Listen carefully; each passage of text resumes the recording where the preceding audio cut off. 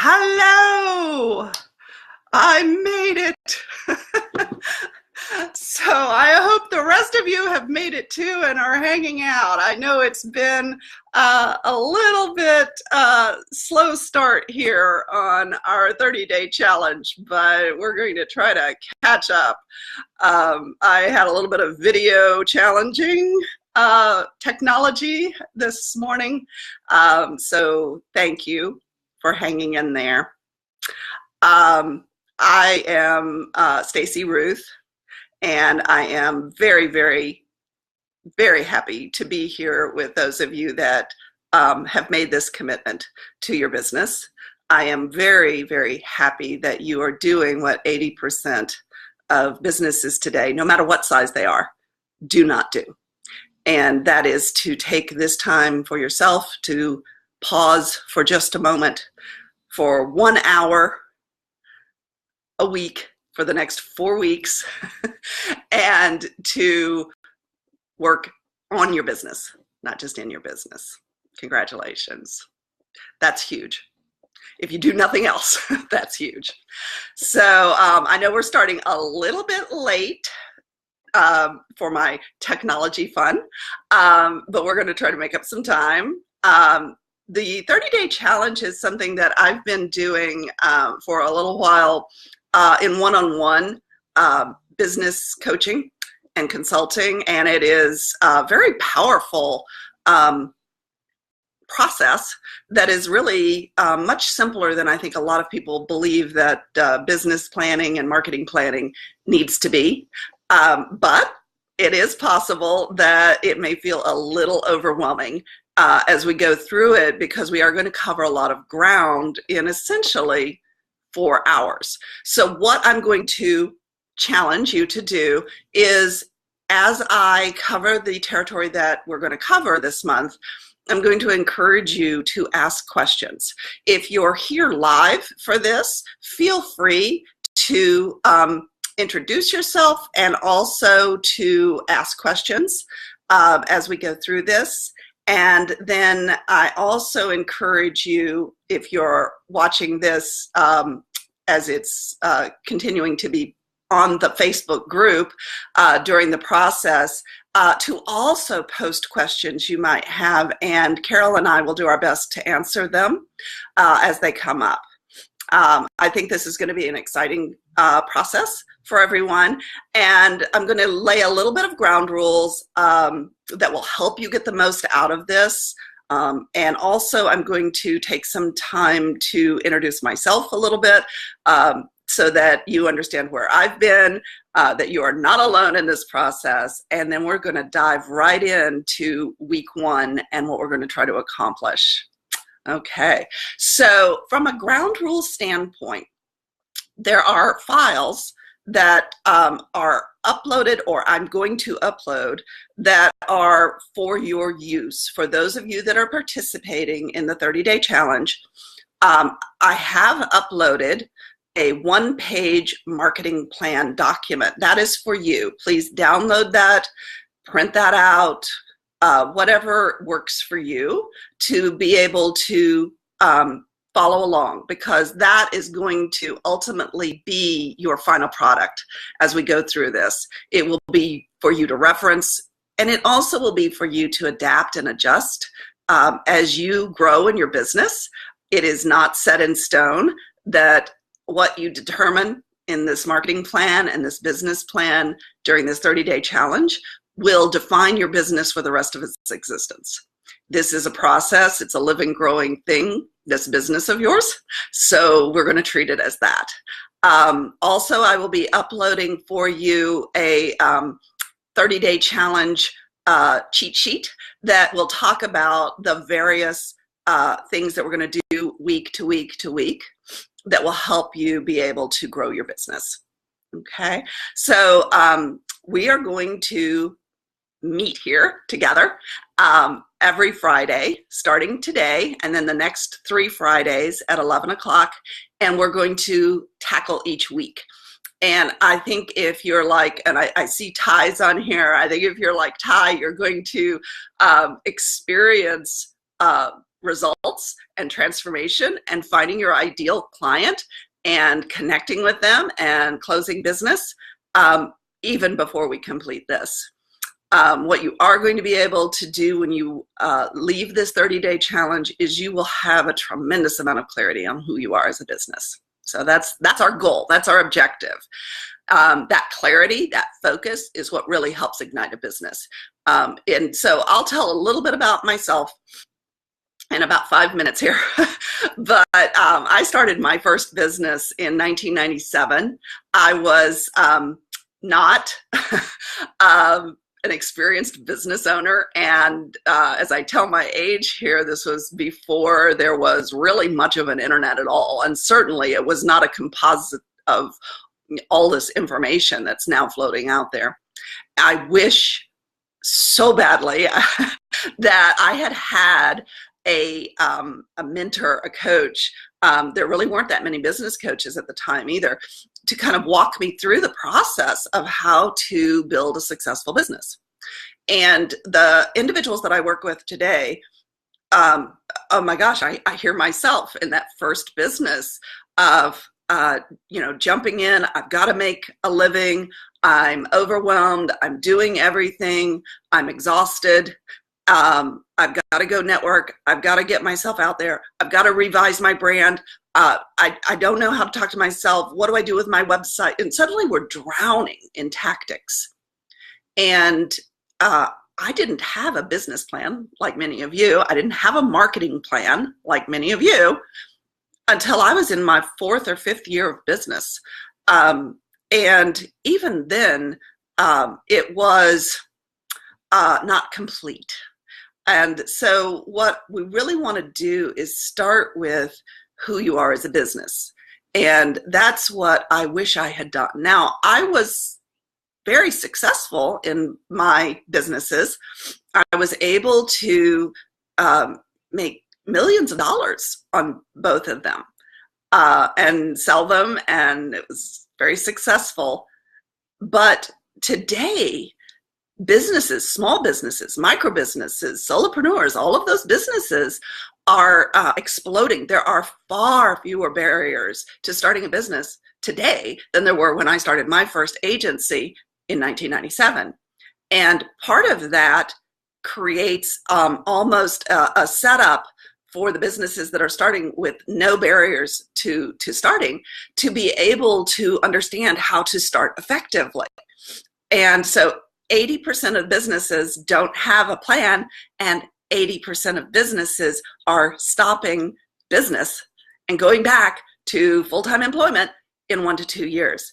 And we need small business. So this is a passion of mine. So I really want to help everyone here be able to get clarity. All right, so I don't know if you've had a chance to download the document, the file yet. But what we're really going to do to start with here is we're really going to jump in with the idea of who you are as a business, and really what it is that you do as a business that is successful, and what it is that you want to do as a business to be successful. And those two things are really your purpose.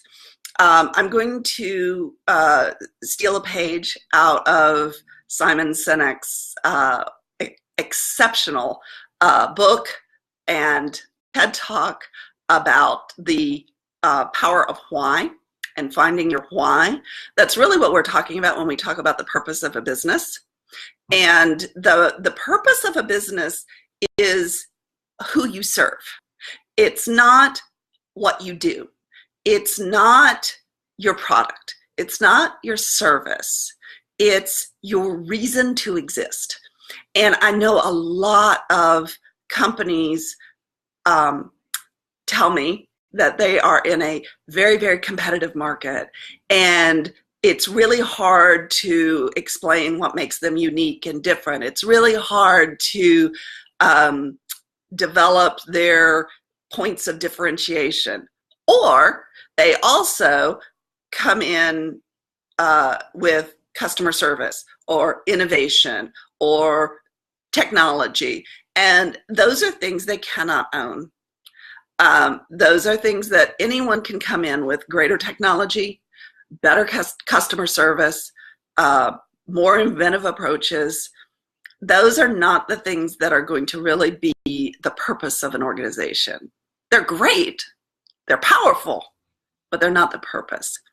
And what Simon Sinek talks about is that customers don't buy what you do, they buy why you do it. And I talk a lot about brand intimacy, and that's where you have a customer that self-identifies with your brand. And so what I'm going to encourage you to do this week is to think about what it is that you do uniquely, that you're passionate about in your business. And a lot of us haven't given any thought to that. I didn't give any thought to that when I started my first business. I knew that I was a good graphic designer. I knew that I was done working where I was working. I believed that I could make a decent living doing what I was doing. And so I just jumped in. And I was successful. So not identifying your purpose doesn't mean you're not going to be successful. But identifying your purpose means that your success can be greater, if that makes sense. So if you're struggling with your success, understanding what your purpose is can help you dig out of what feels like a no-win situation. Customers want to know what you're passionate about in your business. I just had this conversation with a client of mine that was struggling personally with identifying with the reason that she started working for the company she was working for at that time. And we talked about that original idea, and suddenly she got excited again. That is exciting to your employees. It's exciting to your customers. People want to hear about your passion. So if you're talking about graphic design, for example, the idea, I remember my creative director that I worked for said that the reason that he was a creative director was because he wanted to make the world a more beautiful place. I thought that was amazing. I help people communicate better. That's what I do. And I do it visually and I do it verbally with my writing, with my design abilities. Those are things that I can give to someone else that they may not have that particular skill to do. And so those are the things that I want you to start thinking about in your business. One of the folks that I know was planning on joining us for this was talking about how she really felt like she'd lost clarity in being able to even know what she was doing. So that's a very, very, very important component of purpose. All right. So are there any questions about that right now, about what it is that purpose is? It is your why, it is your passion, it is your service to your clients and those you serve. So that is the first component of what we're going to do in the 30-day challenge. So my first challenge to you is to get clarity on that. And my challenge to you is to spend this next week really kind of honing that. Now, because so many people haven't thought about it, because so many people have just plunged right into, what does my logo look like? What does my website look like? All of those things. They haven't stopped to think about their purpose. The message is not clear. So what I'm going to encourage you to do is, as you kind of go, who have I served in the past? What was really great about that? Who's my ideal client? So I'm starting to edge into what our next thing is going to be about, who's your ideal client. So as I'm thinking about what my experience has been, what I want you to do is I want you to test it. I want you to talk to your friends and family about what it is that you believe that you do, that's your unique passion. I want you to get their feedback. I want you to maybe talk to a client that you've worked with a while and see what they think about it. So individuals that you trust. Vendors are another great source of truth testing on that. So talk to people, say, hey, this is something I'm working on. This is what I believe my purpose and my passion is in my business. How does that sound to you? Does that sound good? Does that resonate? Does that feel right to you? Let them tell you how they see you as well. And between the two, you're going to gel to something that feels really comfortable. Okay, so that is the first thing that we're going to do this week. The second thing is to really look at the ideal customer that we work with. And not everyone is working with an ideal customer. A lot of us, and I'm going to just lump myself right in there, a lot of us operate our businesses from a place of fear. And we take whatever work we can get because we believe it's as good as it gets. And rather than say, what is it, I'm going to get a little woo-woo on you here, what is it that I'm believing about myself that is keeping me from working with the client that I really want to work with? What message am I communicating that's attracting this kind of client? And I tell the story about how when I started my first agency, which I called the Wow Factory, that the work we were getting was very, I'll say, budget sensitive. And we were the low-cost leader on the work that we were doing. And clients were not terribly loyal. It was very price sensitive. It was very rush. It felt a bit like a sweatshop initially. We were working long hours for little pay. Let's just put it that way. And I know that a lot of you feel a little bit like you're in the same boat. So what we did was we looked at, my logo was a gear, and the emphasis there, combining the Wow Factory with that gear image, communicated to people that we were a factory. And so they treated us like a factory. Low cost, just widgets, just pumping them out as fast as we could. So what we did is when we clarified our purpose and that we really wanted to put the emphasis on the wow, not the factory, that we changed our logo completely, lost the gear altogether, emphasized the word wow, factory sort of faded into the background. And within less than a month, we had all of our clients, we weren't really trying, but we had all of our clients trained to call us wow, just wow. Even though the factory was there, they stopped calling us the Wow Factory and started just calling us wow. And what happened then was our price point went way up. Our revenues doubled.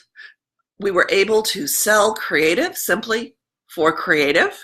We were an agency now. So you have to kind of look at the message that you're talking about from, hi Carol, that we're really trying to communicate what we want to be, but we find ourselves going to that default of fear.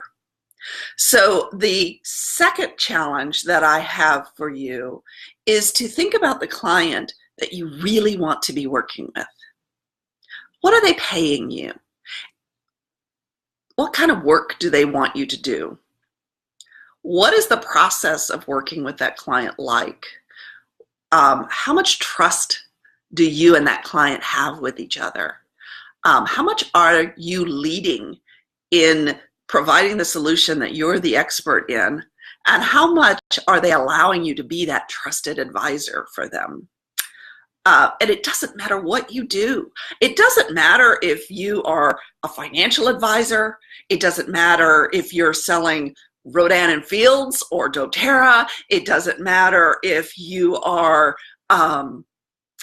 doing website design. It doesn't matter what you do. You still get to be the expert and the trusted advisor.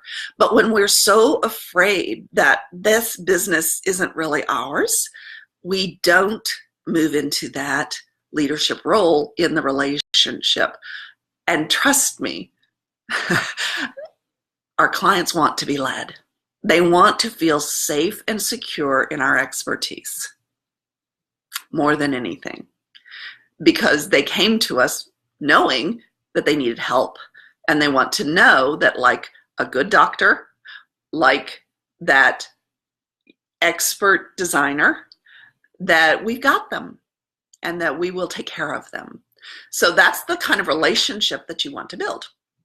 So first and foremost, without ever second guessing yourself, without ever sitting there and going, I can't do that, that's outside of my reach, I want you to think about who your best client is.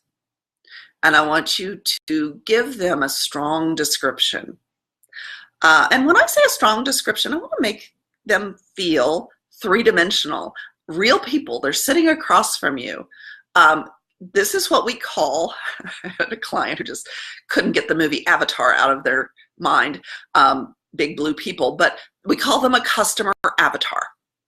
And the customer avatar has a persona. They're the one you're talking to in all of your communications.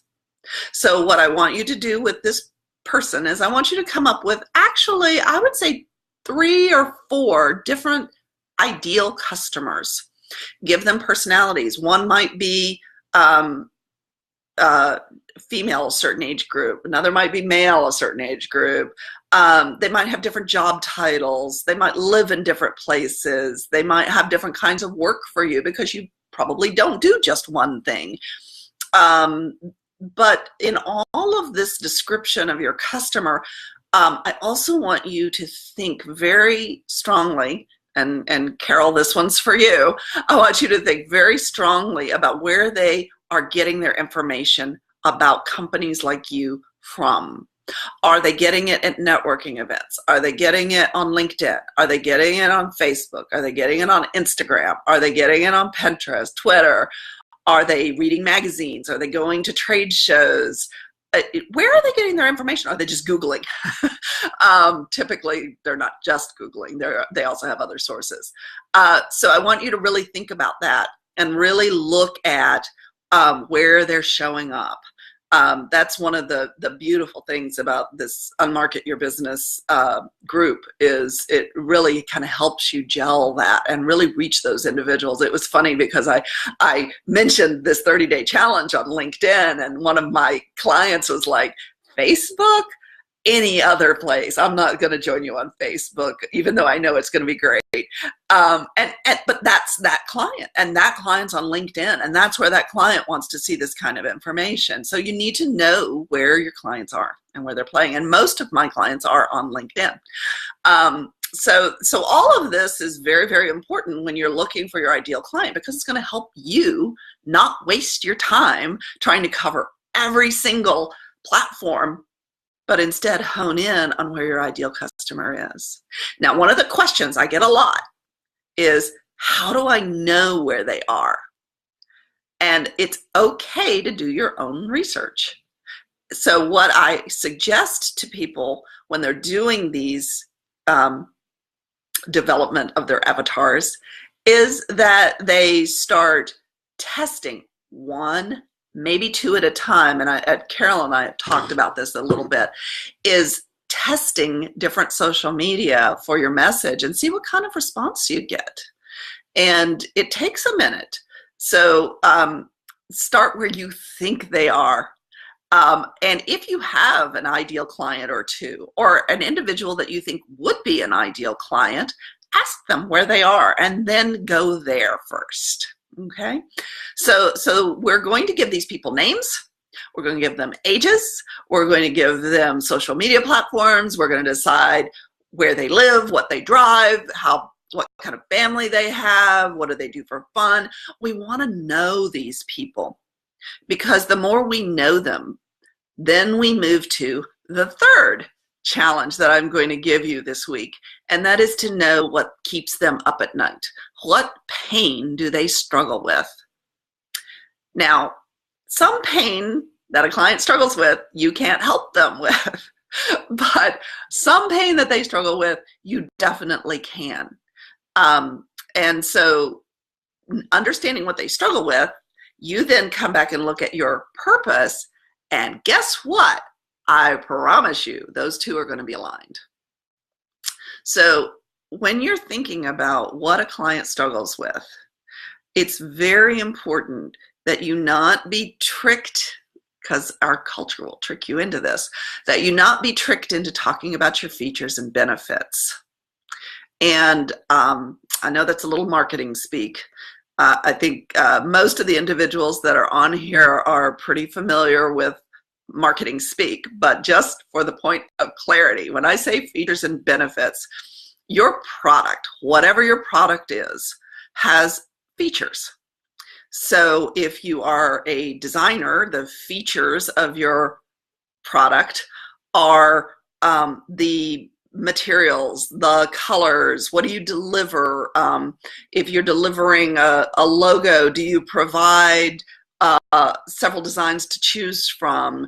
Do you provide the file in certain ways? Do you provide consultation and coaching and color palettes? And those are features. If you're providing,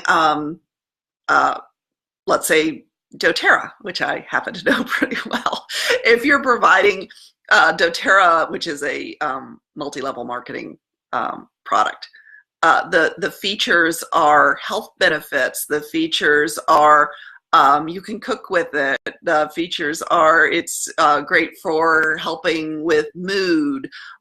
There's all kinds of different features that the oils have. Sorry, doTERRA is the essential oil product, but don't get sucked into that. So when you look at the pain that your ideal client has, if you're talking about the graphic design, they're having a hard time articulating who they are, and they need help visualizing it. And so what you're doing, what keeps them up at night, is they don't feel that their image represents them effectively in whatever their business is.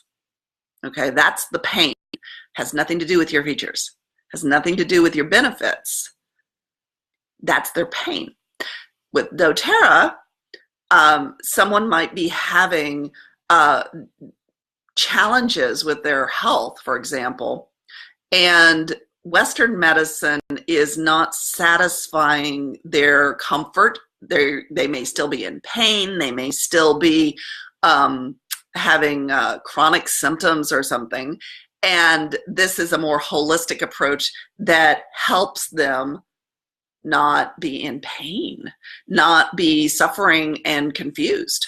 So, there's all kinds of different ways to look at what do they struggle with that keeps them up at night. So these are the kinds of things that I want you to look at. And what you're going to see when you download, or if you've already downloaded, the one-page plan is that it's really 2 pages. And on the left-hand side, you're going to see foundation information, which is really what we're talking about this week. And then on the right-hand side, you're going to see your marketing plan. So there's a place for talking about the pains that you solve. That's where this information is going to go. Again, if you are not sure what pains you solve, if you're new in your business, if you haven't worked with someone that you believe is your ideal client, and I think it's really important, take a moment here.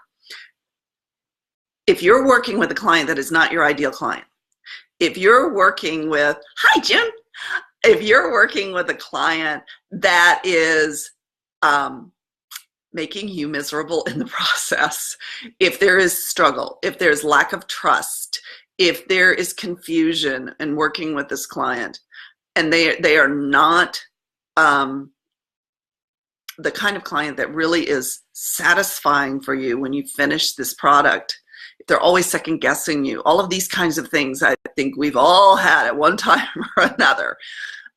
If they're not willing to pay you the value that you really are worth, but you're not sure where to find it. You don't need to know their pain. They're not your ideal client. You need to go and find your ideal client, even if you're not working with them yet, and say, hey, can I ask you a question? Can I ask you, what do you struggle with? What are your top challenges in your business? And I just want to know. I want to hear if you're struggling with the things that I think you're struggling with. And so when you do that, when you ask those questions, you're going to find out some amazing things. Also, when you ask those questions, often what you find is they want to be your client because someone actually asked them the question.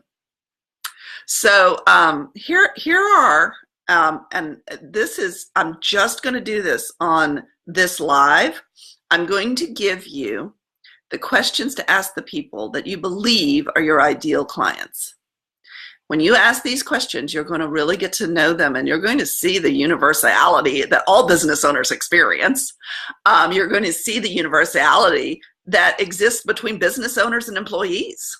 So it doesn't matter whether you're working with individuals on a personal, if you're B2C, doesn't matter if you're working with businesses, B2B, doesn't matter if you're working with employees of other companies, if you're working directly with individuals, like if you're doing business executive coaching, doesn't matter. So here are the questions to ask. Please take notes. The first question to ask is, what are your top 3 challenges that you are dealing with right now in your, if it's personal, life, and if it's business, work, right? What are the top 3 challenges that you're dealing with right now in your business? What are the top 3 challenges that you're dealing with right now in your life?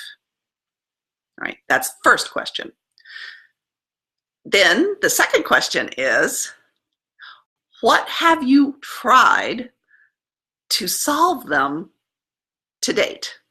In other words, what have you tried that hasn't worked? The third question to ask is, why do you think what you've tried hasn't worked so far? The fourth question to ask is, what would your life, your work be like if those things were no longer issues? If it was resolved, what would your life be like? What would your work be like? Invite them to be as vivid, descriptive, emotional, allow them to fantasize, push them to get outside of their sense of limitation around that. If it would look like they're living on the Riviera and making millions of dollars, let them go there. We're not worried about whether it's doable at this point. We want to know what it is they really want. And then the last question is a very powerful question, and that is, why do you think you haven't solved it so far? That's going to tell you what their blocks are, what their frustrations are, what their obstacles are. And in all of this, you get to say, is this something I can help with or not? And not is an okay answer, because what you find out is they're not your ideal customer. So those are the things that I'm really going to challenge you to look at, and to be able to really dig into who you are as a business, what your purpose is, who your clients are, what pains you solve. And then the last component, and I'm going to open it up for any questions that you might have at this point. The last component of this 30-day challenge, week 1, is to get clarity. And oh my gosh, y'all, I can't tell you how many companies, and I don't care what size they are, that don't answer this question. What do you need financially to make to be growing your business. It's easier for some companies to look at it as an annual. A lot of larger organizations look at it as an annual, and they put together budgets, and then they meet or they beat their budget, and then that's fine. As a smaller business, as an individual business, it is crucial that you stop for a minute, get off the hamster wheel, and say, what is it I really need to make on a month-to-month basis for myself as a business owner in order to stay in business? And not only stay in business, but grow my business. And, since I have completely left the agencies that I ran and started this new business as a speaker and a business consultant, I've had to relearn what that is, what that looks like, and how I'm going to create that for myself going forward. So this is great information for me too, to be able to stop and say, whoa, hold on, what do I need to make? When I focus on that, and here I am, I'm going to be woo-woo again. I have found that once I say, this is what I need, and this is where the majority of that is coming from, that is where I really am finding that it almost comes to me because I'm focusing on it. And that's what I know a lot of folks that I work with find too, where we focus our attention, we flourish. And really setting that intention rather than just jumping on the hamster wheel. So I'm going to encourage you to look at what that looks like for you, and to not put blocks and obstacles. I see I have a question here. To not put blocks and obstacles in your way at this point. It's too early to say, this is what I really need, but. So remove the word but out of your vocabulary at this juncture right now. What we're going to do is we're going to get you past those obstacles as we're doing this 30-day challenge. So, so Carol is asking, why do I think I haven't solved it so far? And I apologize, Carol, what is the it in that?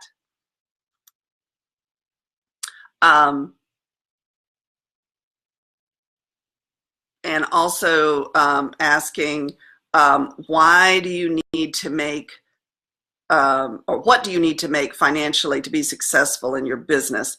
So making a certain amount of revenue on a monthly basis is just necessary for business. Oh my gosh, there's this question that keeps showing up on Quora. How do I start a business with no money? Well, you can start a business with no investment. But you have to make a living. If you are an individual, you are not married, you are the head of your household, obviously that is a more dire need. But regardless, in order for a business to be worth being in, you have to earn a living. Now, the amount that you need on a monthly basis is going to be different for each individual. It's an individual answer.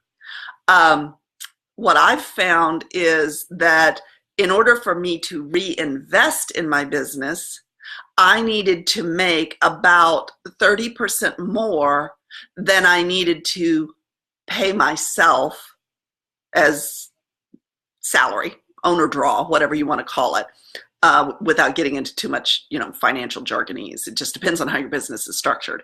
But you do need to be making a certain amount of revenue. And you need to understand how you're going to bring that revenue to you. And one of the things I found is I am very focused, like June, I'm very focused on my speaking as a core offering, as a revenue generating offering.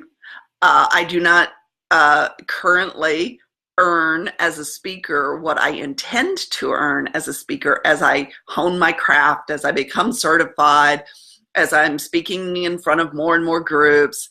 That's going to be a process.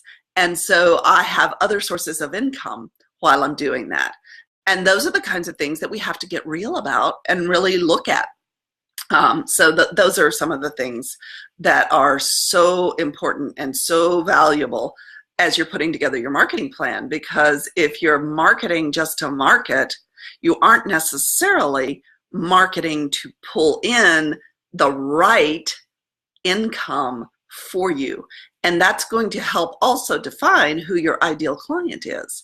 Now, we can all do this earn 6 figures, earn 7 figures, and we've seen a few of those on Facebook. That's not necessarily realistic. It's not necessarily real.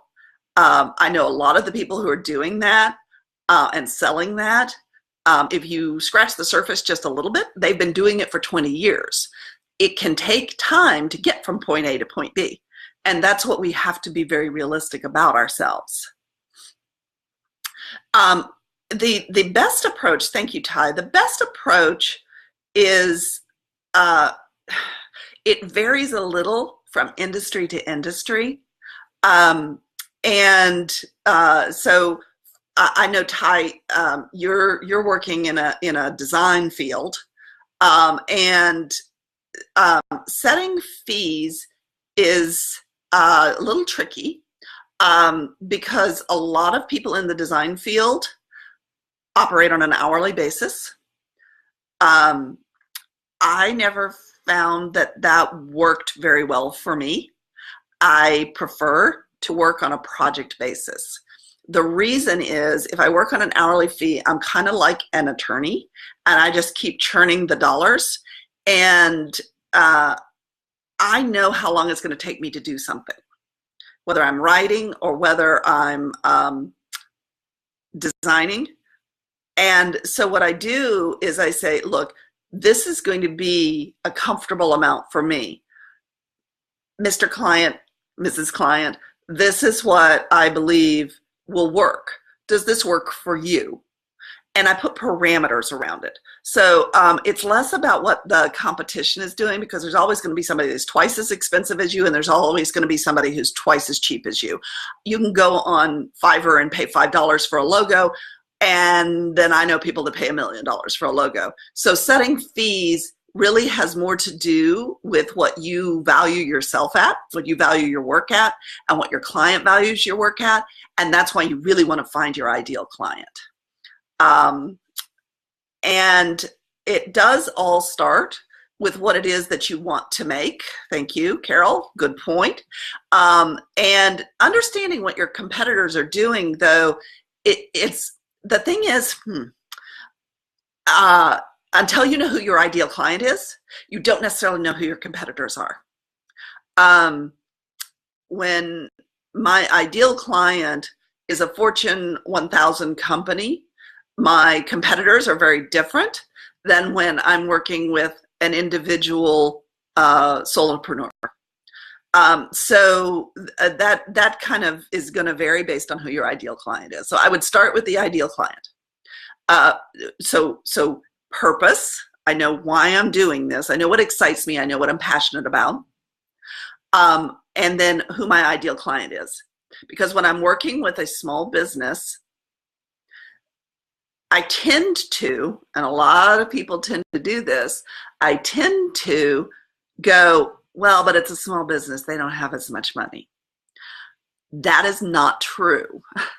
A small business that is doing what it needs to be doing and understands the value of what it is that you provide, whatever it is going to be willing to invest a fair amount to get from their pain to their solution.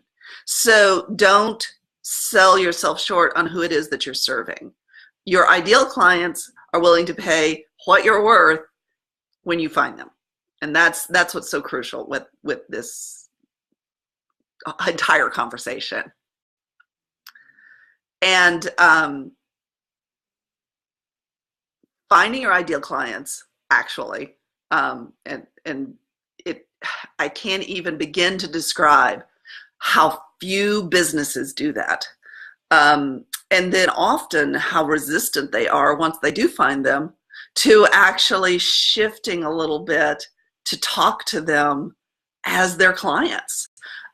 because there's a sense of disbelief that I actually can work with my ideal client, that it's pervasive. And that's one of the reasons that we're doing this 30-day challenge, is to help people break through that belief that they cannot work with their ideal client, that they are not their ideal client's ideal partner, and that is absolutely untrue. There's a great fit there. So the next thing that we're going to dive into is going to be helping you to determine how to talk to these ideal clients. So I'm going to go ahead. We've got a couple of minutes here. Are there any last questions for those of you that joined the live feed? And if not, we'll go ahead and wrap it up. What I will do after we finish here is I will upload the file for kind of your cheat sheet of what's coming up in the next week, next 3 weeks after this. So you can kind of look at that. And I am really looking forward to hearing how this goes for those of you that are joining us. And feel free to kind of post here in the group. We'll be doing a little bit of Q&A as we go through this. I'll kind of post some questions, how you're progressing over the week, and see how people are doing. And although we all have busy lives, Carol and I will make ourselves available as much as possible to answer questions quickly so that you can move through this successfully. So, all right. Well, thank you very much for those of you that joined. I'm excited to see how this goes for everybody. And I will look forward to seeing some of you in the conversation threads as we go through the week, and we'll do this again next Friday. All right.